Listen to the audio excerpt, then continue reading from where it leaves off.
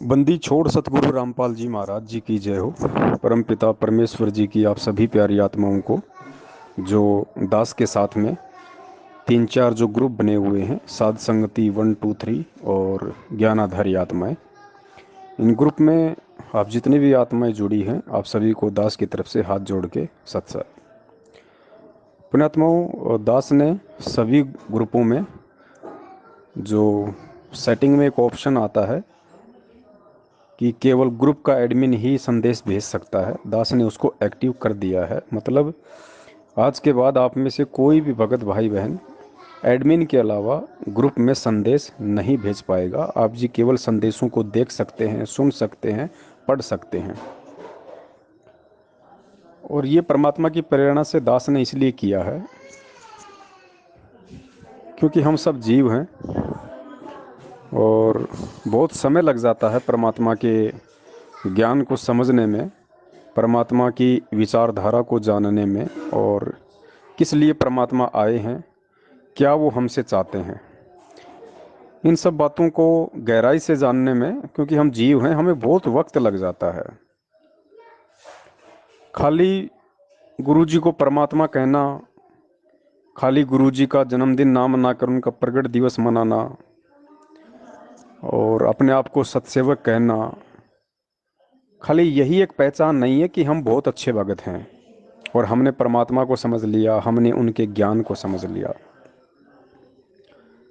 अब दास इन दिनों ग्रुप में देख रहा है लेकिन बोल कुछ भी नहीं रहा, क्योंकि मुझे बोलने का अधिकार भी नहीं है। क्योंकि दास को परमेश्वर ने प्रेरणा करके जो सेवा दी थी अपने भगत भाई बहनों को साथ लेके चलने की, संदेश देने की, वो है साध संगति। और उसके लिए परमात्मा ने व्हाट्सएप पे ग्रुप बनवा दिए, साथ में फेसबुक के ऊपर परमेश्वर ने शंका समाधान पवन दास के साथ इस नाम से एक ग्रुप बना दिया। और लगभग 5,000 से ऊपर आत्माएं दास के साथ में पिछले 3 महीने से उस ग्रुप में जुड़ी हुई हैं। और रोज़ाना 100 से 150 भगत भाई बहन उस ग्रुप में नए नए जुड़ते हैं। लेकिन दास के साथ में ग्रुप में जो भाई बहन जुड़े हुए हैं, अब अभी भी उनमें से बहुत सारे भगत भाई बहन बेहोश हैं, क्योंकि उन्हें पता ही नहीं कि हो क्या रहा है। इतने संदेश देने के बाद भी, इतना विस्तार से समझाने के बाद भी, कि भाई देश दुनिया की क्या परिस्थितियां हैं, दुनिया बारूद के ढेर पे बैठी है, कब आग लगा दे, कब बम फट जाए, कुछ नहीं पता। और हमने अपने आप को आश्वस्त मान लिया कि हमारा बाड़ा भी बाका नहीं होगा। भगत जी, ये भक्ति मार्ग है। यहाँ अच्छों अच्छों का बाल बाका हो जाता है, जो अपने आप में ये सोच के बैठे हैं कि हमारा तो बाड़ी बाका नहीं होगा, हम तो संत रामपाल जी महाराज जी की शरण में हैं, हम तो उनके भगत हैं। इस बात का डिसाइड आप नहीं कर सकते कि मैं संत रामपाल जी महाराज जी का भगत हूँ और मेरा तो बाल विवाह का नहीं होगा।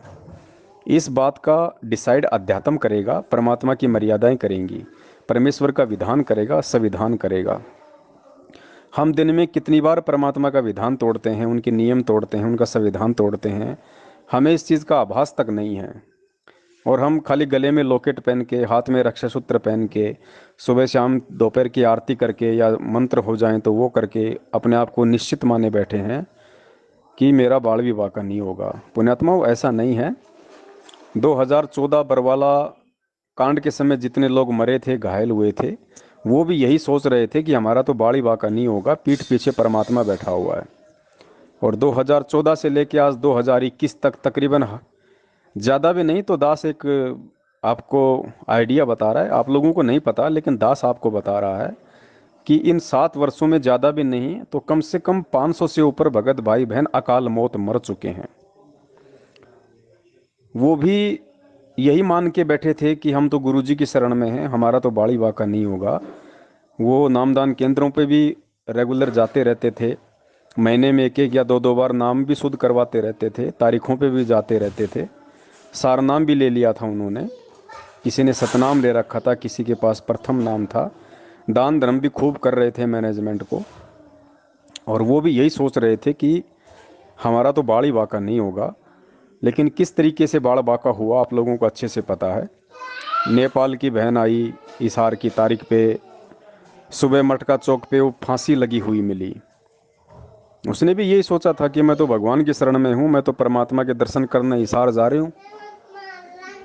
उसने भी कहा था कि मेरा बाड़ी बाका नहीं होगा, लेकिन हो गया। कोटा का एक भाई था, हिसार तारीख पे गया हुआ था लॉकडाउन से पहले, खुद ही हिसार में ट्रेन के आगे कूद पड़ा और कट के मर गया। बिहार का एक भगत था, तारीख पे गया, वापस अपने गांव जाने लगा, अलीगढ़ के पास डब्बे में मरा हुआ मिला। पिछले साल महाराष्ट्र से 2 बस भर के और सारनाम लेने के लिए आ रहे थे रोहतक में।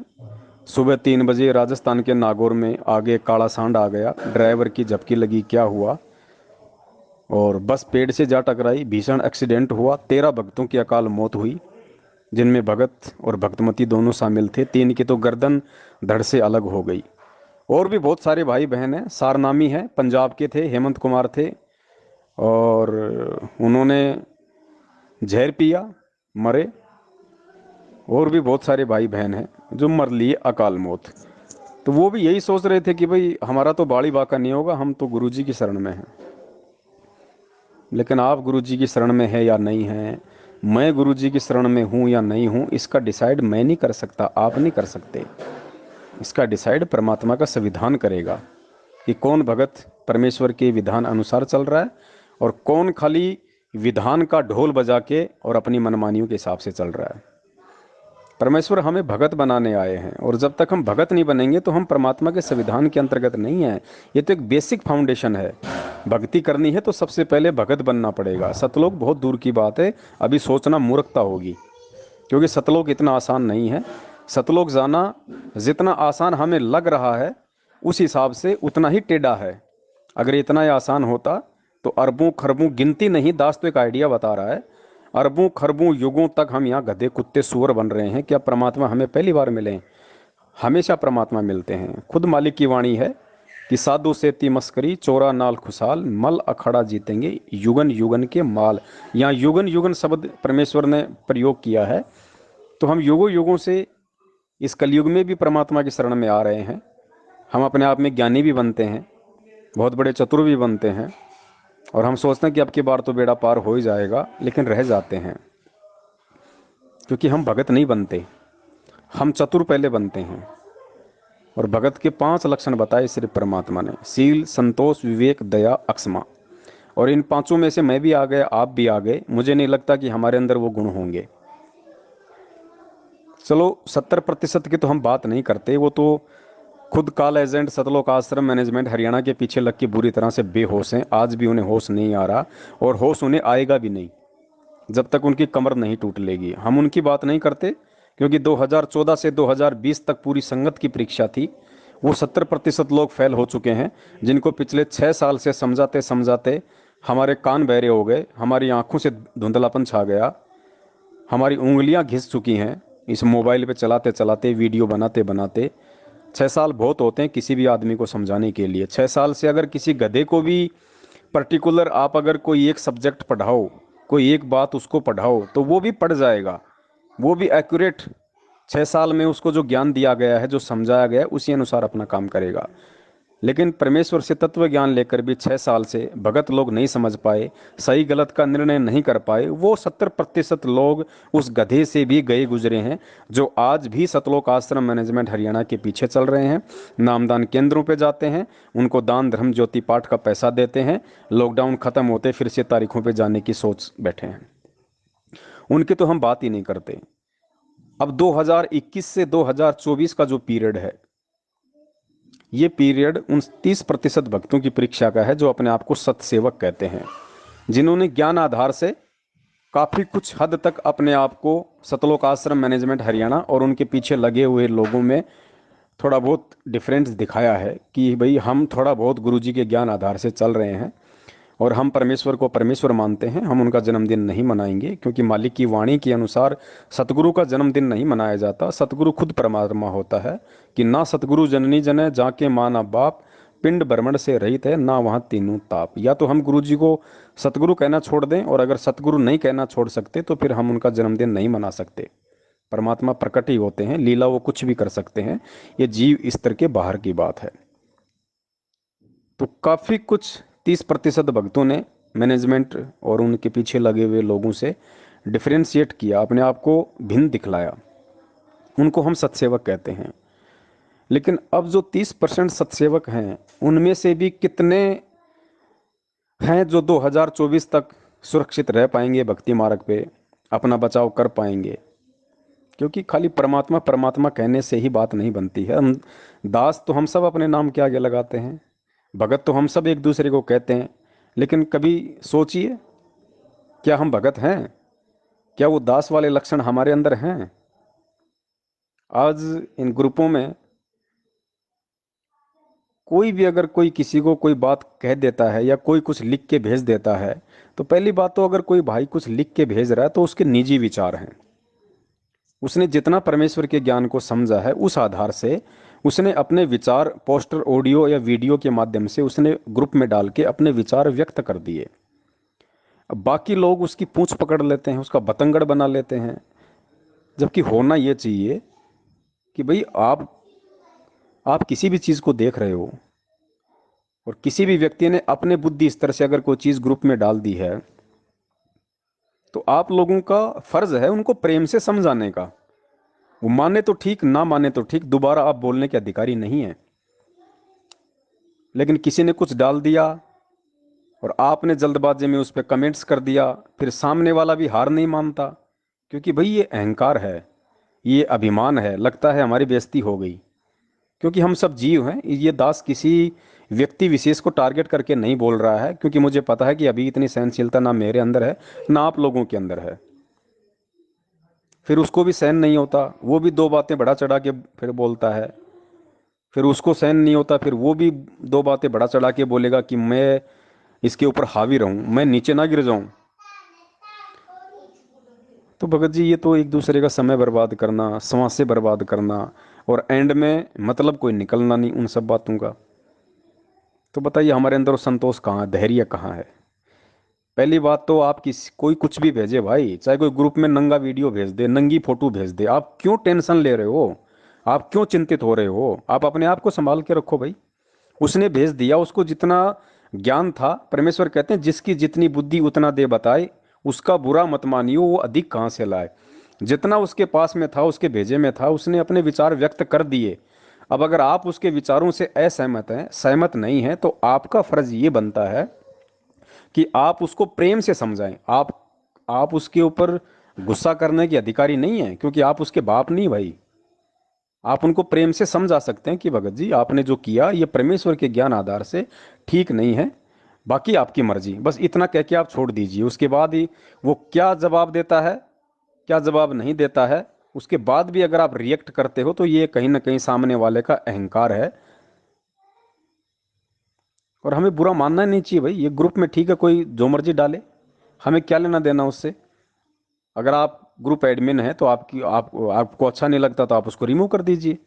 आप ग्रुप एडमिन नहीं हैं और आपको उसकी बातें अच्छी नहीं लगती, आप उसकी बातों से सहमत नहीं हैं, तो आप उसको संदेशा दे सकते हैं, संदेशा, ओनली संदेशा। उसके साथ में जिरह नहीं कर सकते, बहस नहीं कर सकते। आप जो परमेश्वर के ज्ञान से नहीं समझा, 27 साल की मेहनत से नहीं समझा, वो 2 मिनट आपके गुस्सा करने से समझ जाएगा। आपने कैसे सोच लिया ये? भाई दास क्यों नहीं बोलता इन ग्रुपों में? दास सबके विचार देखता है, सबकी बातें सुनता है। क्यों नहीं बोलता दास? क्योंकि अच्छे से पता है दास को कि जीव को सहन नहीं होता। आदमी तुरंत अपनी बेइज्जती मान जाता है।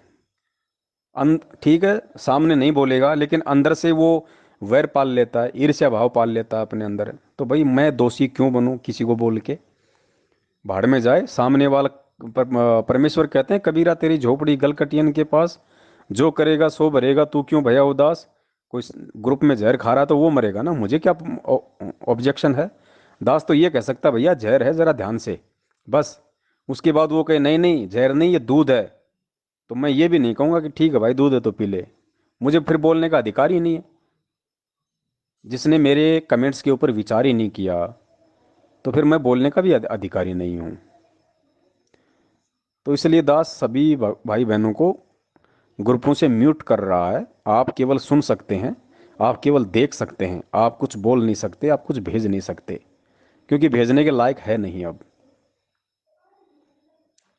और जिसको ग्रुप में रहना वो रही है, जिसको नहीं रहना वो ग्रुप छोड़ सकता है। क्योंकि मुझे ये ग्रुप बना के कोई पेंसिल तो मिल नहीं रही, और पेंसिल भी मिलती तो मैं थोड़ा ना किसी की गुलामी करूं, किसी की वो करूं। ये सबके अपने निजी विचार हैं। दास ने केवल इसलिए जोड़ा था कि साथ रहेंगे, जानकारी रहेगी, एक दूसरे के संपर्क में रहेंगे, विचारों का आदान प्रदान होता रहेगा, छोटी मोटी कोई किसी की शंका होगी पूछ सकता है। लेकिन शायद वो अधिकार आप लोग नहीं रखना चाहते अपने पास में, और आप लोगों को लगता है कि हम तो खुद ही इतने बड़े ज्ञानी हो गए हैं, हमें किसी की अब ज़रूरत ही नहीं है। हमें ना साध संगति की ज़रूरत है, ना हमें किसी और चीज़ की ज़रूरत है, हमें खुद बहुत ज़्यादा ज्ञान, हम खुद इंटेलिजेंट हो गए। तो बहुत अच्छी बात है, आप इंटेलिजेंट हो गए, ये आपका सौभाग्य है। और हमें खुशी है कि साध संगति कर करके हमारे भगत भाई बहन इतने इंटेलिजेंट हो गए हैं कि अब उन्होंने दूसरों के परामर्श की आवश्यकता ही नहीं है। बहुत अच्छी बात है। तो ग्रुप से दास सभी को म्यूट कर रहा है, जिसने रहना है रहिए, जिसने ना रहना वो ग्रुप छोड़ सकता है। और फेसबुक के ऊपर जो ग्रुप बना हुआ है शंका समाधान पवन दास के साथ में, वहाँ काफ़ी भगत भाई बहन जुड़ रहे हैं। और दास को ना कोई देखो, अगर आप लोग अपने आप को बचा लोगे, अपनी भक्ति को बचा लोगे, तो मुझे कुछ नहीं देने वाले, ना मुझे कुछ मिलने वाला, और ना मेरा इसमें कोई स्वार्थ है। और अगर आप लोग फेल हो जाओगे, आप लोगों के पास कुछ नहीं रहेगा, तो इसमें भी मेरा कोई नुकसान नहीं है, और ना मुझे इसमें कोई दुख होगा। दास तो केवल जो प्रेरणा जो परमात्मा ने दास को की, उस आधार से केवल आप जी सभी भाई बहनों को साथ लेके चलने की कोशिश में था। और दास तो अपनी कोशिश करता रहेगा भाई, चाहे कोई समझे या ना समझे, ये मेरा विषय नहीं है। और ना ही ये कोई एग्रीमेंट है मेरा परमात्मा के साथ या किसी और के साथ में। समझे या ना समझे, ये तो सामने वाले के संस्कार के ऊपर निर्भर करता है। दास की सेवा, दास की ड्यूटी सबसे पहले अपनी भक्ति है, उसके बाद में कुछ समय बचा तो भगत भाई बहनों के साथ में संगति है, वो मेरी चलती रहेगी। फेसबुक पे लाइव हर संडे को परमेश्वर की दया से चलता रहेगा, और नए नए टॉपिक परमात्मा ऐड करवाएंगे। 3-3 घंटे की वीडियो से अब दास केवल 20 या 25 मिनट तक की वीडियो पे आएगा रोजाना, संडे को, इससे ज़्यादा नहीं। और जो भाई जुड़ना चाहे अच्छी बात है, जो ना जुड़े अच्छी बात है, जो समझना चाहे अच्छी बात है, ना समझना चाहे अच्छी बात है। दास केवल परमेश्वर के निमित्त होके अपनी ड्यूटी करता रहेगा। और कोई गलत कर रहा है तो दास बिल्कुल भी नहीं टोकेगा, क्योंकि अब टोका टाके का समय नहीं है। जिसने समझना है वो वीडियो देखिए, हज़ारों की संख्या में परमेश्वर ने वीडियो बनवा दिए हैं। अब किसी को ना ही पर्सनली समझाया जाएगा। जिसने समझना है सारी वीडियो देखो भैया, सारी वीडियो देखो, खुद भी मेहनत करो, थोड़ा आगे बढ़ो, बैठे बैठे खाने की आदत छोड़ो, खुद मेहनत करो थोड़ा। और बस दास का तो यही विनती थी, यही निवेदन था। बाकी आप सबकी अपनी मर्जी है, क्योंकि दास खुद महसूस कर रहा है कि काल भगवान का कितना प्रेशर इस समय दास के ऊपर है, कितना प्रेशर दास के ऊपर इस समय है। तो सोचो, ये 2021 है, अभी 3 साल बाकी हैं परमेश्वर के लगभग आने में। दास कह सकता है ज्ञान आधार से, कोई निश्चित नहीं कह रहा दास, कोई फाइनल नहीं है, कोई भविष्यवाणी नहीं कर रहा। लेकिन भविष्य वक्ताओं ने जो भविष्यवाणियां की हुई हैं, और जिस हिसाब से वर्तमान की परिस्थितियां हैं और आने वाले 2-3 साल में बिगड़ने वाली हैं, उस हिसाब से दास एक आइडिया लगा रहा है भगत होने के नाते कि 2024 तक परमेश्वर दया कर सकते हैं, क्योंकि 2024 तक बहुत कुछ स्थितियां हो सकती हैं बिगड़ जाएं दुनिया की। तो परमेश्वर बिगड़ी हुई परिस्थितियों को या तो बिगड़ने से पहले ही संवारने आते हैं, या बिगड़ने के बाद में उनको बनाने आते हैं। बाकी बिगाड़ तो होना ही होना है भाई, दुनिया का तो सत्यानाश होना ही होना है। अगर सत्यानाश ही होना है तो फिर परमेश्वर के आने का फायदा क्या। इसलिए परमेश्वर आएंगे जरूर, अपना संदेशा जरूर देंगे। उसके बाद भी लाखों करोड़ों की संख्या में ऐसे कर्महीन होंगे जो सब कुछ जान के भी, सब कुछ पहचान के भी, और उनको फॉलो नहीं करेंगे। वो फिर बाद की बात है। बाकी 2024 तक बहुत ही भयंकर समय है भक्तों के लिए। जगत तो पहले से मरा हुआ है, उनका क्या मरना, ये भक्तों क्या है सारा सिस्टम। क्योंकि जो परमेश्वर ने 27 साल तक मेहनत करके 1994 से 2014 तक जितने भक्तों को छांटा था, उनमें से कितने प्रतिशत जा चुके हैं। वो भले ही 3 टाइम की आरती का घंटा पीट रहे हैं, भले ही मंत्र कर रहे हैं, भले ही अपने आप को भगत कह रहे हैं, लेकिन वो भगत की श्रेणी से बाहर हो चुके हैं। जिस प्रकार काशी में परमात्मा ने 64 लाख की परीक्षा ली थी, हम सारे फेल हो गए थे। उसके बाद भी परमात्मा ने 25 साल तक सत्संग किए, और हम सभी लोग फिर धीरे धीरे वापस परमात्मा के सत्संगों में जाने लग गए थे। और परमात्मा भी यही कहते थे, बच्चों भक्ति करो सब सतलोक चलेंगे, भक्ति करो सतलोक चलेंगे। लेकिन फेल तो हम पहले ही हो चुके थे। ठीक ये स्थिति वर्तमान में है, 70% संगत फेल हो चुकी है।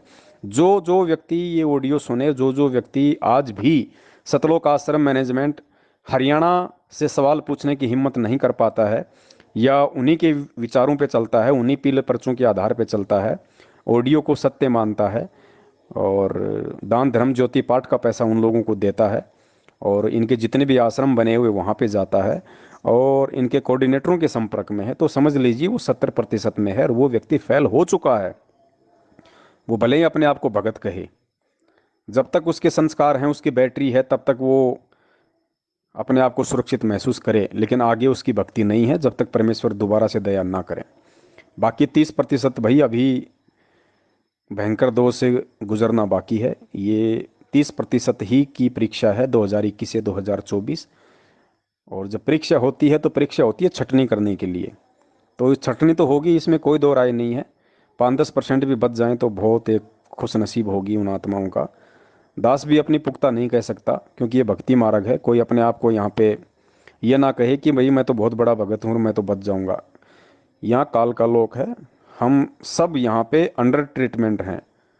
जरा सी चूक हुई, काल का दाव लगा, और परमेश्वर फिर ज़बरदस्ती करेंगे नहीं, ये उनका विधान है। तो यहाँ अपने आप को कोई ये नहीं कह सकता कि हम अंत तक इस भक्ति मार्ग पे टिके रहेंगे, या हम परमेश्वर की शरण में बने रहेंगे। ये तो केवल परमात्मा से प्रार्थना कर करके, परमेश्वर के चरणों में मत्था टेक टेक के, गिड़गिड़ा के, केवल भक्ति दान ही मांग के हम सुरक्षित रह सकते हैं, अन्यथा और दूसरा कोई चारा नहीं है। बाकी आप सभी के अपने विचार हैं, जो जैसा करेगा वैसा समय आने पे अपना पाएगा। सत्साय जय हो बंदी छोड़ के।